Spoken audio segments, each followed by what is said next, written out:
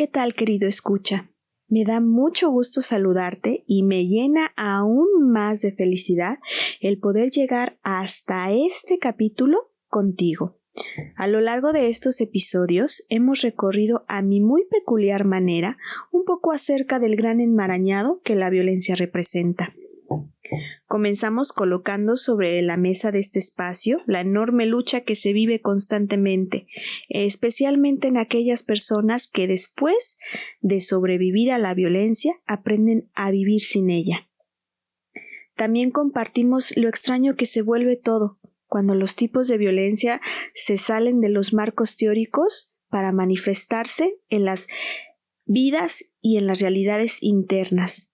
En algún episodio logramos reflexionar lo que ocurre en la vida de las personas adultas que durante su infancia fueron maltratados, y logramos entrar a la incomodidad que genera el no saber cómo ser un lugar seguro para las infancias y los adolescentes. Y por supuesto, también expusimos a aquellos jefes que crean infiernos en conjunto con la desigualdad social, el positivismo tóxico y demás elementos sociales y culturales que se convierten en sus aliados. En todos y cada uno de estos episodios nos hemos mantenido creando un lugar de análisis, de reflexión, de escucha, de aprendizaje, pero sobre todo de acompañamiento. Y de poder, sí. De esa clase de poder que solo se encuentra al lograr conectar con tu propia historia, con tu propia voz y también con tu propio espacio de creación y sanación. Por medio de cada relato hemos conseguido desenmarañar poco a poco algunas hebras. Con el tiempo iremos librando más espacio, tejiendo, acomodando y desenredando, para después poder acomodar cada hilo en su lugar y de ese modo lograr ver todo ese enmarañado con mayor claridad. En este episodio vamos a concluir la primera temporada de este podcast, pero antes de hacerlo te pido que me acompañes para acomodar una pieza más.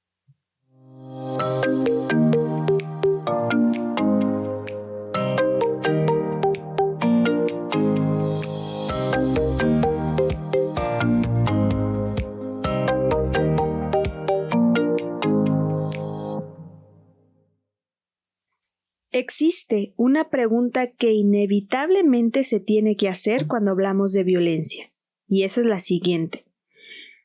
¿Por qué la violencia es un tema de género? Para eso vamos a tocar primero qué hay antes del género, y eso es el poder. Las relaciones humanas son relaciones de poder, nos guste o no. Esa es la cruda realidad. Dentro de esas relaciones de poder existen jerarquías y esas jerarquías definen las pautas de relación de cada sistema social. Dentro de las empresas, las familias, las parejas, inclusive los grupos sociales, estas jerarquías se manifiestan de la misma forma, generando en sí condiciones de desigualdad y abuso. Con el simple hecho de existir, esa desigualdad y ese abuso ya existe. No obstante, eso es solo una cara de la moneda, o mejor dicho, solo una parte de esta dualidad. La forma en la cual se manifiesta esta dualidad en la jerarquía de poder de estos sistemas sociales los voy a explicar de la siguiente manera, y para ello vamos a visualizar dos líneas: la línea de poder desde la sanidad y la línea de poder desde el ejercicio de la violencia. La línea jerárquica que sigue la violencia se desenvuelve del siguiente modo. Dentro de esta línea siempre hay alguien. Hay una institución, una religión, una persona, una idea, una costumbre, una lealtad, una situación o algo más ejerciendo poder sobre una persona o sobre varias personas. En esta situación, la persona que cree tener el poder en realidad no lo tiene, y quien sí lo tiene hace todo lo posible para nunca soltarlo y jamás evidenciar su posición.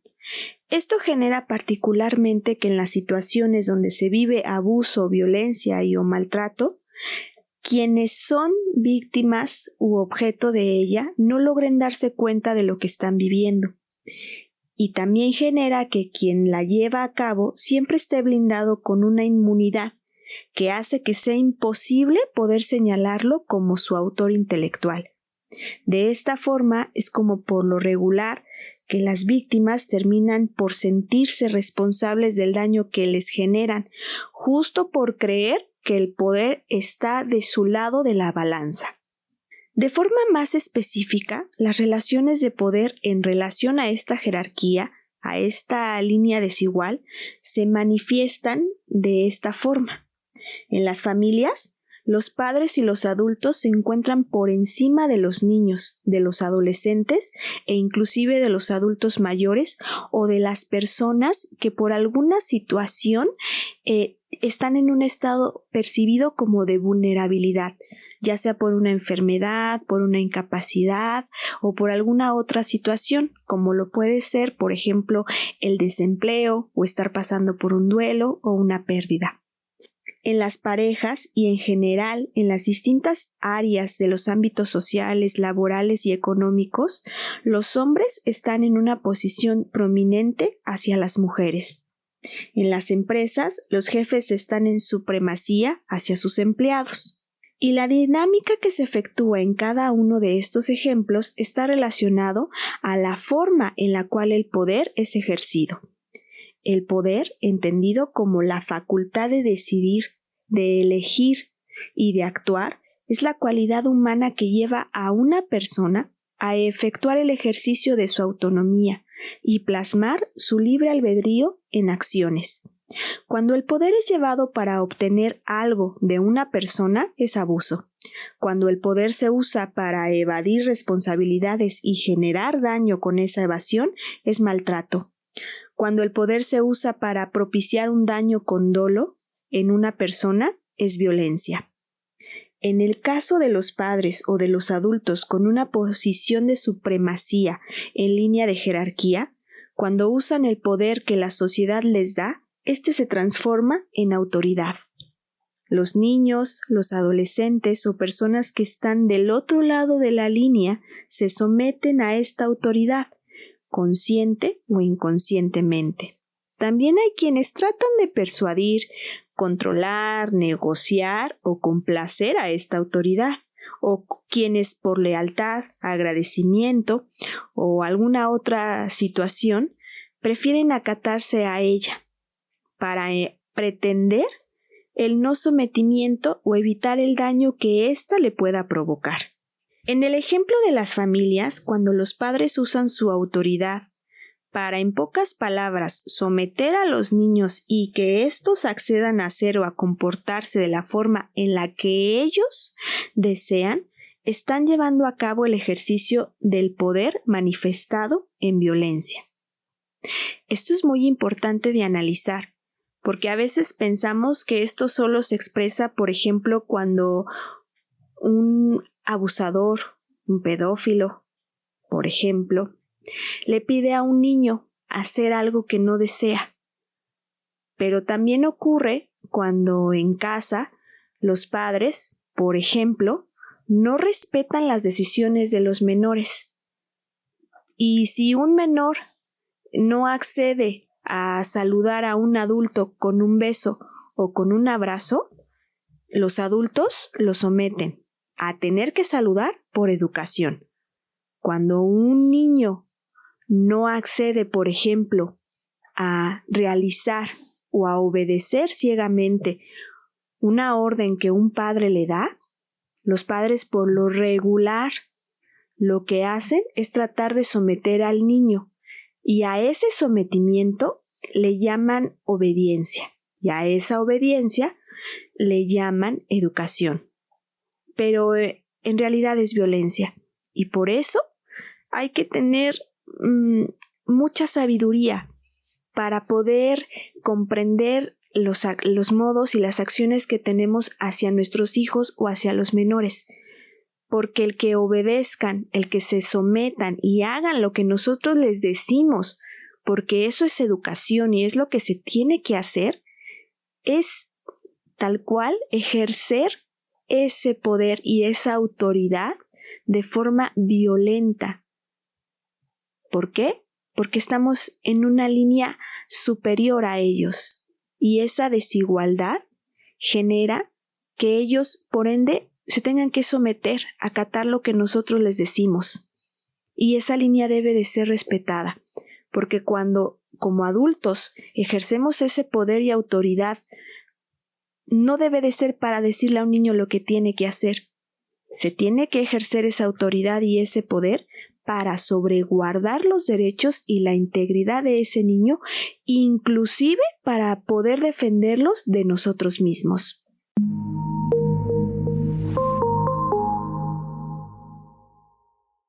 La parte sana de esta dualidad dentro de este mismo ejemplo es cuando podemos, como padres o como adultos, utilizar esa autoridad para poder proteger, para poder cuidar y sobreguardar esta integridad en los pequeños, que ante el escenario de desigualdad que vivimos como sociedad, estos logran entender que a ellos, a los que están en esa supremacía de jerarquía, es a quienes la sociedad les da el poder de decidir y de actuar sobre un niño. Fíjense qué complicado, porque a veces también como padres podemos decidir sobre el cuerpo, sobre la vida de un menor.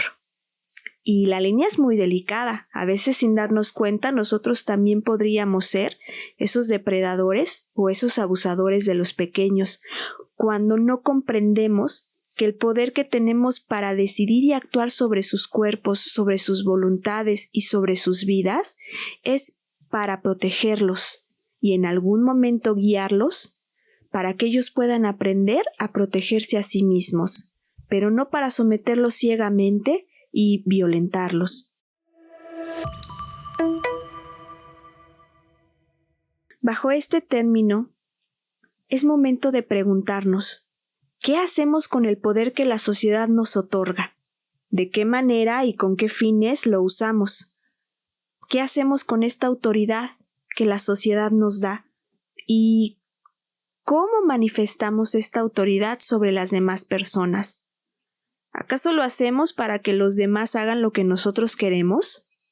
¿Acaso somos de esos padres o de esos jefes o de esos maestros o simplemente de esas personas que se dan cuenta que en el espacio en el que están tienen esa autoridad y ese poder y entonces piensan, uy, es el momento para que todos me escuchen y hagan lo que yo quiero que hagan porque así se tienen que hacer las cosas? ¿O será que somos de aquellos que nos ponemos a reflexionar que la línea entre ser una víctima de violencia y un perpetuador de ella es muy delgada y que justo en esos momentos de reflexión, cuando tenemos la autoridad y el poder en nuestras manos y podemos darnos cuenta que somos capaces de mentir, de chantajear, de manipular o de pretender que alguien haga lo que nosotros queremos, pero que a través de ese análisis podemos frenar esa conducta y simplemente no llevarla a cabo.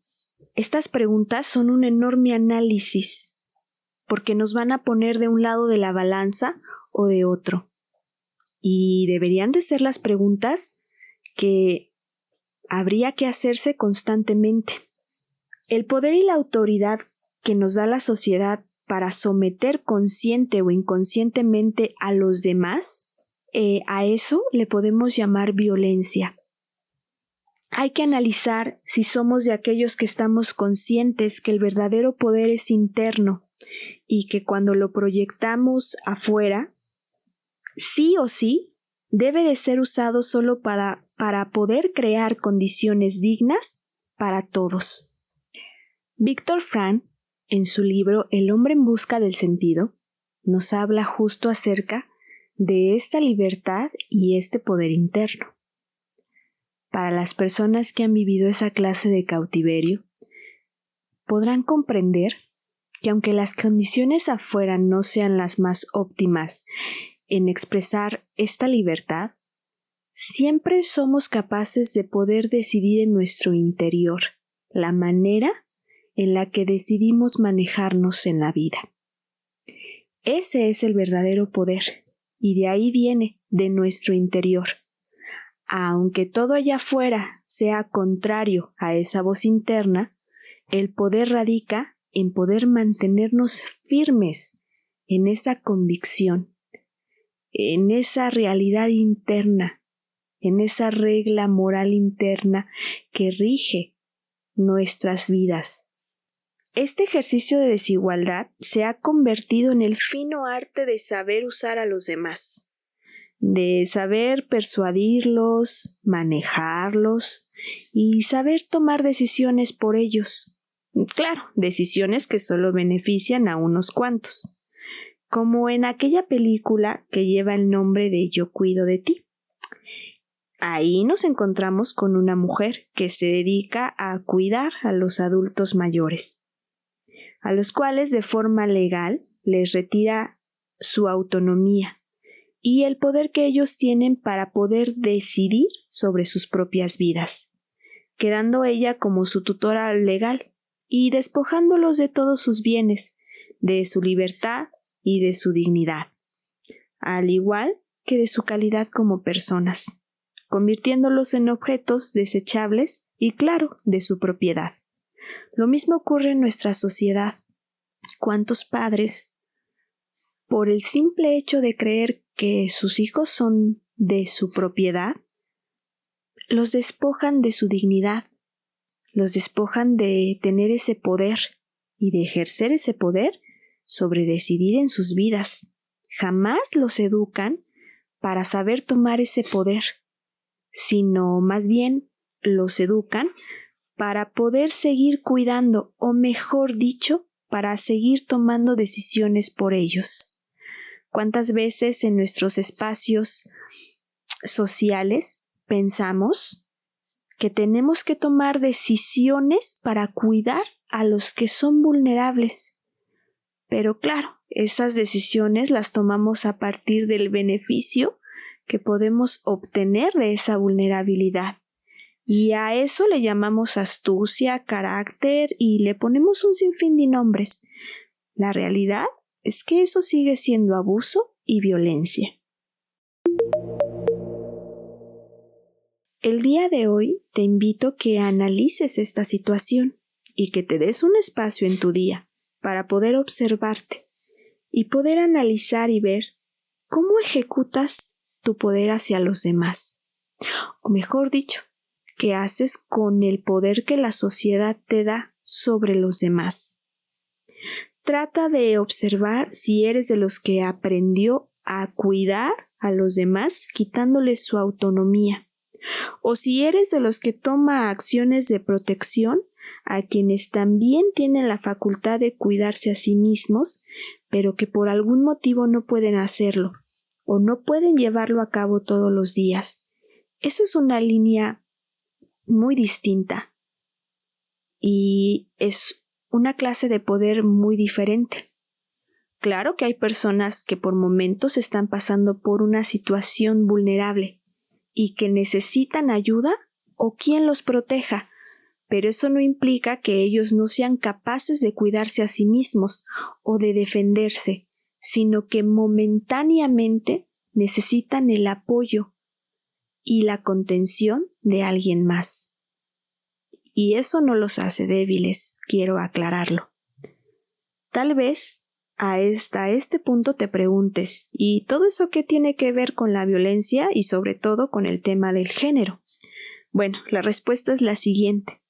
El ejercicio constante de saber en dónde quedó la bolita, o mejor dicho, de preguntarnos en dónde está el poder, quién lo tiene, para qué lo usa, se encuentra ampliamente relacionado con el tema del género, porque por muchos años, décadas, inclusive más allá, este ejercicio de la jerarquía de poder ha estado en función de lo que los hombres y las mujeres les corresponde hacer dentro de los distintos escenarios sociales.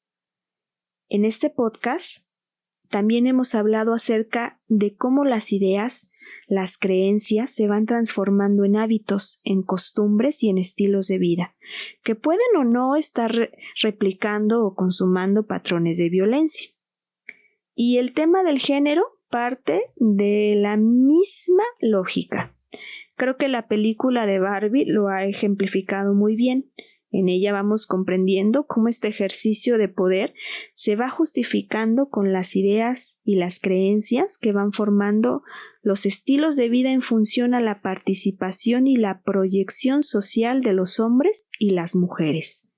Es importante recordar que por muchos años, inclusive actualmente, las tareas, las funciones, las actividades, inclusive hasta los derechos de una persona están acomodados de acuerdo a lo que a los hombres y a las mujeres les toca, o a lo que las niñas y los niños deben o pueden hacer. Así podemos ir mencionando muchos ejemplos, como que los niños no juegan con muñecas, como que los hombres son los únicos proveedores, como que las mujeres son las que se dedican al cuidado del hogar. Y así hay muchos ejemplos más dentro de todos los escenarios de la vida. Lo importante de estos ejemplos es retomar que esto sigue ocurriendo.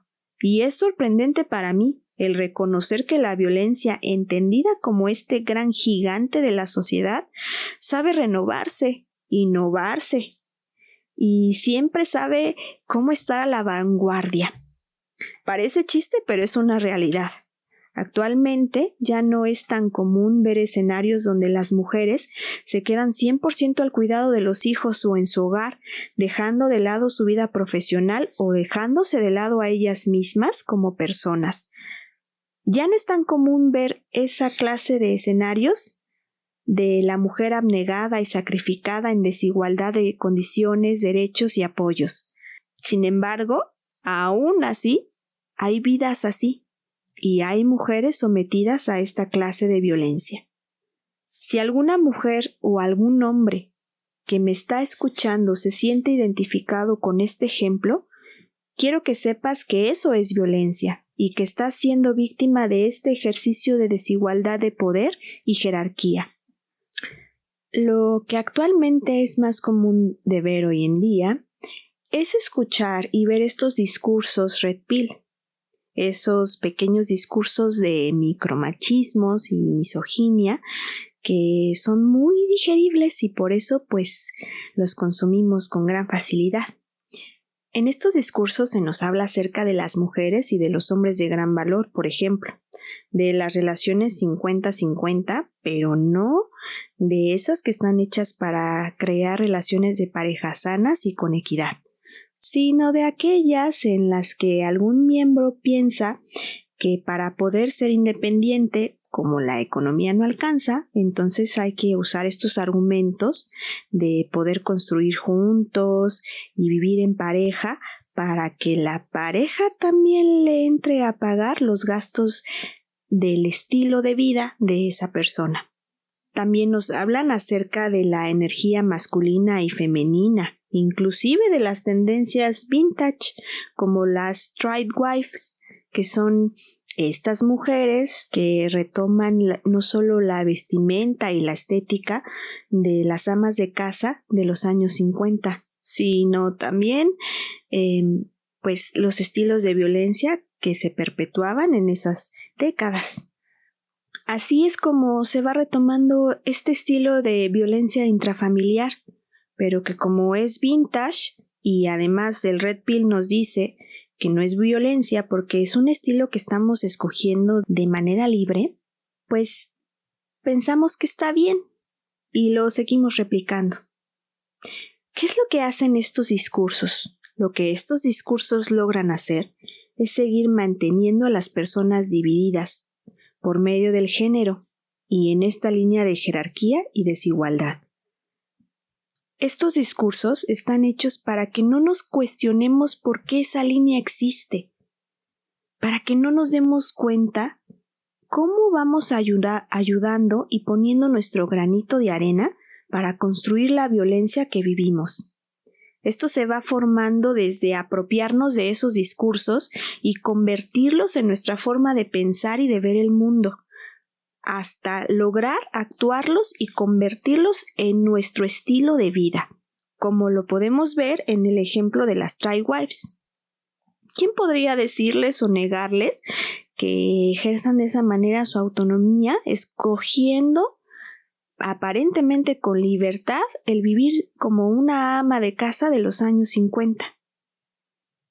El tema de la violencia continúa siendo un tema de género y no dejará de serlo hasta que el juego de poder al que todos le entramos deje de ser replicado, deje de ser esa plataforma en la cual dividimos para someter y argumentamos para mantener esa línea de desigualdad. Esta línea nos va separando desde que nacemos y a lo largo de nuestras vidas va marcando la pauta del lugar que nos corresponde, de acuerdo a ese sube y baja de esta jerarquía social, en la que algunas veces estamos arriba y otras estamos abajo, pero siempre tratando de hacer lo posible según nosotros para no ser sometidos y para mantener el poder que creemos tener. Mismo poder que se va expresando en nuestra posición social, en el estatus, en nuestra casa, en nuestro trabajo o en los demás escenarios que tenemos. Siempre hay que tener en cuenta que hay cosas que no podemos pretender controlar, porque nunca vamos a tener el control sobre ellas. Y una de esas cosas es este juego de desigualdad y de jerarquía. En realidad nunca tenemos poder, pretendemos y actuamos tenerlo, pero sin lograr nunca que sea nuestro. Si nosotros mismos nos colocamos por debajo del dinero, del estatus, de las instituciones, de las familias, de los hijos, de los estilos de vida, de las parejas o de las demás situaciones externas que usamos para someternos, jamás vamos a poder ser libres realmente. Porque eso sí, no nos damos cuenta que sí tenemos el poder de someternos a todo eso. Pensamos que alguien más nos somete, pero nosotros mismos tomamos esa elección internamente. El poder siempre radica en el interior, y este juego de jerarquías solo es una ilusión que nos mantiene constantemente replicando, normalizando y actuando, hasta inventando nuevas formas para seguir violentando. La razón del por qué es muy simple, porque de este modo cedemos nuestra libertad, y sobre todo nuestro poder interno, a ese algo o a ese alguien más al que consciente o inconscientemente decidimos someternos, pero sin darnos cuenta, y además nos esmeramos en mantener ese entretenido juego de ¿y dónde quedó la bolita? El verdadero poder, el que nadie te puede quitar, ese está en tu interior. Y solo es posible hacer uso de ese poder cuando, a pesar de ser conscientes de todo este sistema social en el que vivimos, nos mantenemos con firmeza en ser tú y solo tú quien decida qué hacer, qué pensar, qué creer, de qué forma vivir, de qué manera dirigir tu vida a pesar de lo que afuera de ti exista y te presione. Si lo vemos desde este ejemplo, la violencia es una prisión que te mantiene cautivo. Los barrotes de esta jaula son invisibles, son muy sutiles y difíciles de distinguir e imposibles de notar que están ahí. Por eso cuando estamos presos en la violencia, no solo desde el ser víctimas, sino también de ser sus ejecutores, pensamos que somos libres, porque no podemos ver la jaula, no podemos ver los barrotes y no podemos ver la violencia. Así que hacemos como que no existe, como que no está, pero cuando aprendemos a distinguirla, a distinguir cada detalle de cómo se ve, de cómo se manifiesta, de cómo se construye, de cómo se respira, hasta de cómo se come, es cuando esa inmunidad que nos mantiene ciegos se cae y por consecuencia aprendemos a identificar a partir de la experiencia, de nuestros sentidos y de nuestra brújula interior, aprendemos a identificar en dónde está cada barrote. Y aunque no lo logremos contemplar en su totalidad, sabemos que ahí está. Mientras estás en el interior de esta jaula, no tienes poder y la autoridad que se te otorga por estar en ese lugar siempre va a estar en función de mantenerte cautivo, de que nunca te des cuenta y que bajo la ilusión de que tú tienes el poder y de que eso te permite pensar, actuar y ser tú con libertad, pero en realidad no es así. No eres tú mismo, no estás actuando con libertad. Cuando tú logras entender que lo que vives es un juego, una ilusión, y eres consciente de tu propio cautiverio, sobre todo cuando eres consciente del camino que recorriste para llegar hasta esa jaula, es cuando apenas inicias a retomar tu verdadero poder. El cautiverio termina cuando reconectas con tu poder interior y lo usas para decidir, para elegir tu vida, sin llevar a cabo las acciones, las trampas, los juegos, las formas, las ideas y demás manifestaciones que la violencia tiene. Es entonces cuando aprendes a llevar continuamente este ejercicio interno, es decir, cuando en tu día a día aprendes a identificar los elementos que te pueden llevar a la decisión de replicar o no la violencia, ahí es cuando realmente estás ejerciendo tu poder y tu libertad, porque puedes ver el precipicio antes de lanzarte, porque puedes ser consciente de las manos, de los títeres, de los hilos que están detrás de las manipulaciones, de los chantajes, inclusive de los que tú te haces a ti mismo. Y cuando puedes ver todo esto con claridad, entonces realmente puedes decidir y actuar con libertad.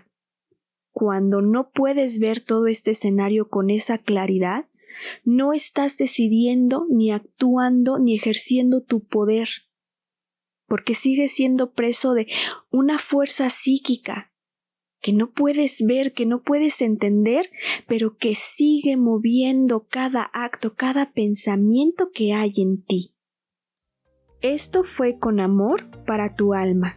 Yo soy Amelia, te agradezco infinitamente tu compañía, honro tu presencia y escucha, y deseo que después de escuchar este episodio, decidas reconectar con tu poder interior, con tu grandeza, y sobre todo que te la creas. Porque a veces pasa que cuando logramos reconectar con ese poder, el miedo nos invade, porque aún así nos vemos inferiores, pequeños, o pensamos que estamos luchando contra algo más enorme que nosotros, pero no es así.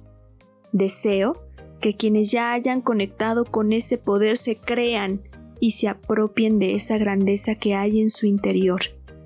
No podemos pretender cambiar todo este sistema de la noche a la mañana, pero sí podemos ir cambiando nosotros mismos el mundo que tenemos internamente y de ahí ir proyectándolo hacia afuera e ir cambiando nuestros pequeños espacios. Y quién sabe, tal vez a futuro, de entre tantos cambios y tantos espacios renovados, entonces sí, logremos realmente confrontar a la violencia. Si te gustó este episodio, dame un like. Si te gusta el contenido de este podcast, suscríbete y comparte para que esta información llegue a más personas, porque este conocimiento también es poder.